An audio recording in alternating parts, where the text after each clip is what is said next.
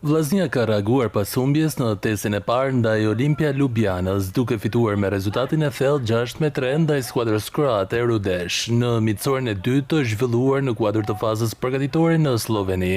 Takimi shërbeu stafi teknik për të konsoliduar skuadrën, për të integruar afrimet e reja dhe për të dhënë minuta sa më shumë futbollistëve, ndërsa kuqeblut vijojnë përgatitit me ritëm të lartë në prag të ndeshjeve të turit të parë të Conference League ndaj Marishevës. Në aspektin ofensiv, skuadra e drejtuar nga Edi Martini dha sinjale shumë pozitive, duke realizuar 6 gola, ndërsa stafi teknik do të analizojë edhe 3 golet e pësuar për të përmirësuar organizimin në mbrojtje. Pak para nisjes së miqësores, vllaznia zyrtarizoi edhe largimin e mbrojtësit Sala. Në një postim në rrjetet sociale, klubi e falenderoi futbollistin për profesionalizmin, sakrificat dhe kontributin e dhënë me fanellën kuqeblu, duke i uruar suksese në vazhdimin e karrierës. Fitoria ndaj Rudeshit i jep më shumë besim vllaznisë në këtë fazë të përgatitjeve, teksa vëmendja është përqendruar te sfida zyrtare e 9 korrikut ndaj Marishevës në turin e parë të UEFA Conference League.